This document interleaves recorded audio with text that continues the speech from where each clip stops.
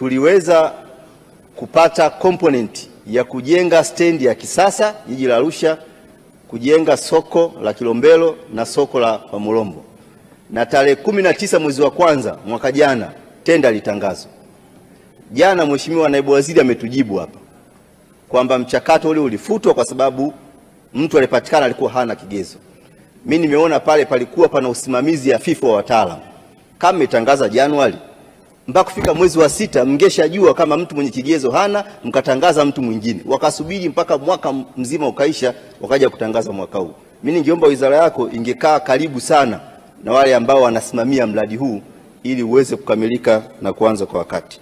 Na jana mmetupa ahadi kwamba kufikia Mei mkandarasi atakuwa site, na mimi Mheshimiwa Waziri sina mashaka na wewe kwa sababu ulikuja pale Longdo baada ya kuzungumza kipindi fulani, tumeona ile mkandarasi yuko site na kazi inaendelea. Tunaomba na hili pia la stendi ukaliwekee nguvu ili mwezi wa 5 mwaka huu mkataba usainiwe na tumuone mkandarasi akiwa eneo la site.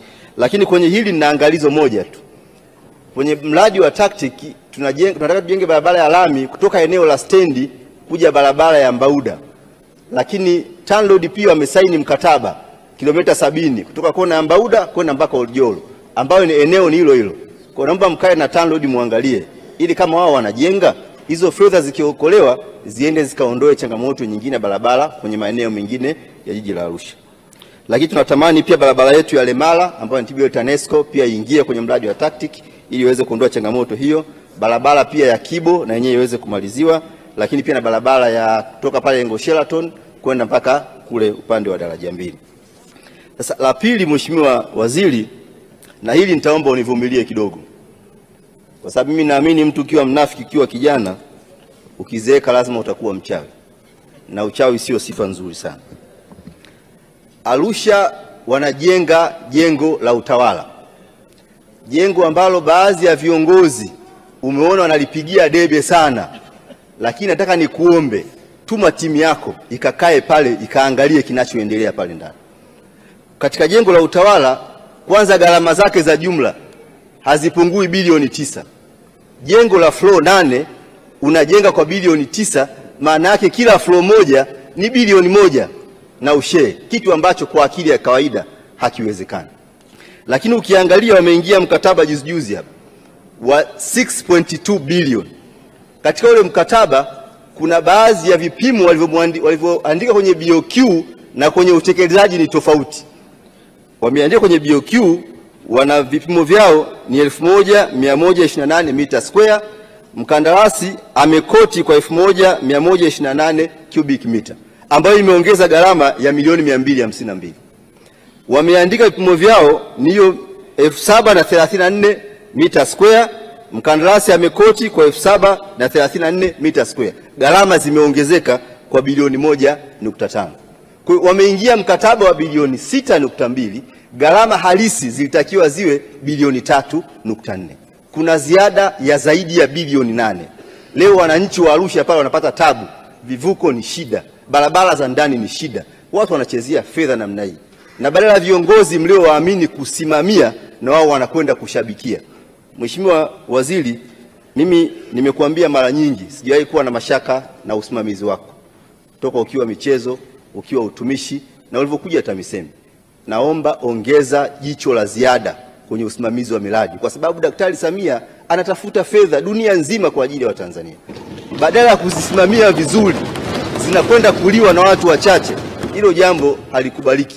Utasikia mbunge anagombana na kila mtu. Sasa kwa ujinga wa namna hii na ajaje kugombana na kila mtu. Sasa mimi nimechaguliwa pale kulinda maslahi ya watu, hasa watu wanyonge.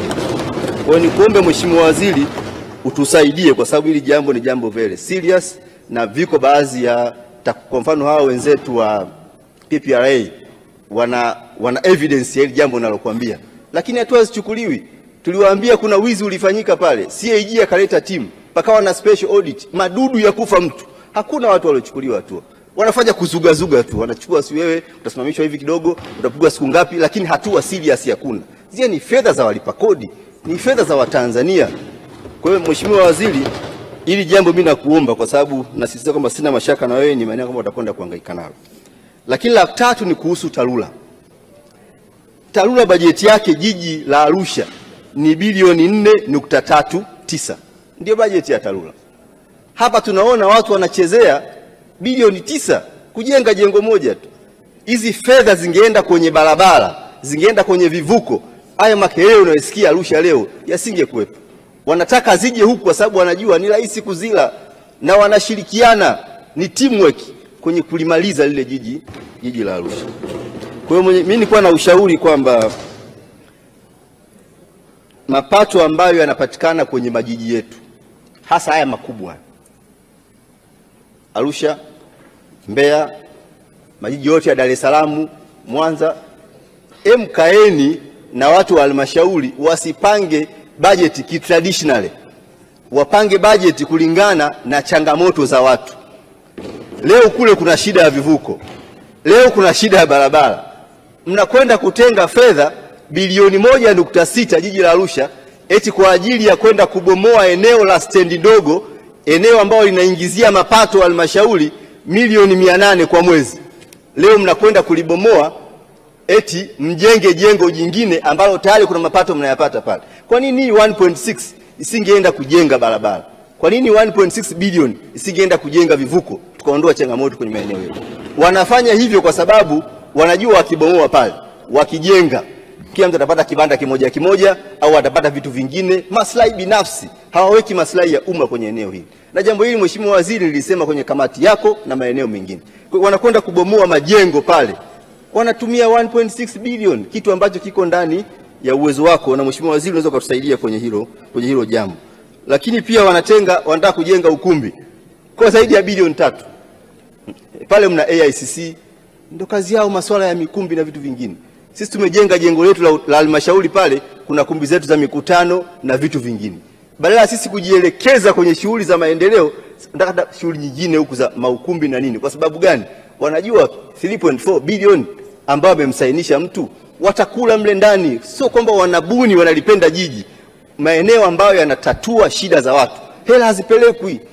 Wewe leo unaenda kwenye kivuko kinahitaji gharama ndogo tu, milioni pengine 50. Hela hazipatikani, lakini unachukua hela hizo unakwenda kubomoa sehemu ambayo inakuwa milioni 800 stendi ndogo, unaweka 1.6 bilioni huku hujamaliza shida za wananchi. Kwa hiyo Mheshimiwa Waziri, nilikuwa naomba kwa kweli tusaidiane, kwa sababu tunayo dhamana na jukumu la kumaliza shida hiyo. Kwa sababu kuna kama kituo cha afya Mkono, Rais Samia akapeleka pale zaidi ya milioni 800. Kilikuwa ni kizahanati, leo ni kituo kikubwa, barabara mbovu. Tungeweza kuokoa 1.6, tungeweka lami pale kwenda kituo cha afya, watu wakaenda zao wakapata huduma na wakaendelea kula matunda ya Daktari Samia Suluhu Hassan. Lakini pia kumekuwa na changamoto pia, barabara yetu ya Afcon kule tunakojenga, barabara ya Njolo tunakojenga kule uwanja wetu wa mpira wa kisasa, na kwenyewe pia barabara ni mbovu. Ni imani yetu kwamba kupitia bajeti hii tutakwenda kuliangalia ili tuondokane na hizo changamoto. Lakini kingine Mheshimiwa Waziri, Daktari Samia amepeleka shilingi milioni 500 kwa ajili ya kujenga soko la wamachinga miaka 2 iliyopita, mpaka leo hazijatumika. Sasa unajiuliza, Arusha hakuna wamachinga? Kwa nini hela hazijatumika? Ukienda katika hali ya kawaida, ukienda pale masokoni, angalia soko la Mbauda pale, matope matupu. Milioni 500 ipo, rais kaleta, imekaa tu. Nenda soko la machinga namba 68, matope matupu, mapaa yale hayaeleweki. Milioni 500 ipo, ina miaka 2, Daktari Samia kaleta, hamna ambacho kinaendelea pale. Nenda soko la Samunge, hali ni mbaya, karibuni kila mahali. Kwa sasa unajiuliza, hao mliowapeleka kwenda kusimamia maendeleo kule, wanafanya kazi yao ipasavyo au wana ajenda zao nyingine? Mheshimiwa Mwenyekiti, Mheshimiwa Spika, najua muda ni mchache, maswala ni mengi. Baada ya kusema hayo, nakushukuru sana kwa fursa hii adimu. Asante sana. Mheshimiwa Waziri, sekunde moja. Waheshimiwa wabunge, Mheshimiwa Gambo hapa amechangia, amezitaja tuhuma nzito kwa kweli. Tuhuma nzito, pamoja na kwamba hajataja mtu, lakini ni tuhuma nzito. Kwamba jengo la bilioni 6 zimezidi sijui bilioni 3, kwingine bilioni 8. Sasa hiyo kidogo sio jambo ambalo tunaweza kuliacha tu liende kwamba ni mchango wa kawaida wa mbunge.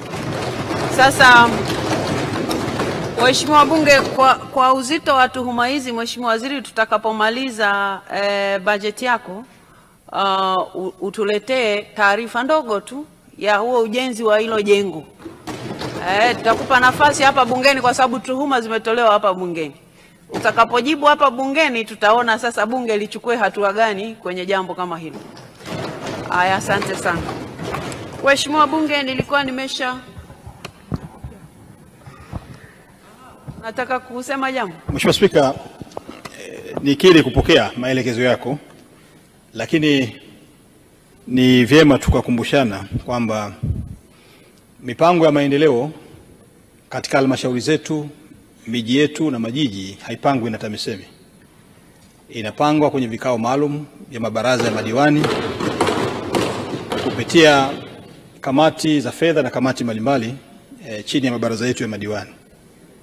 Sasa hili la fedha pengine ingeenda kufanya shughuli fulani, wanaoamua kutuletea ni madiwani ambao sisi sote ni wajumbe kwenye vikao hivi vya madiwani.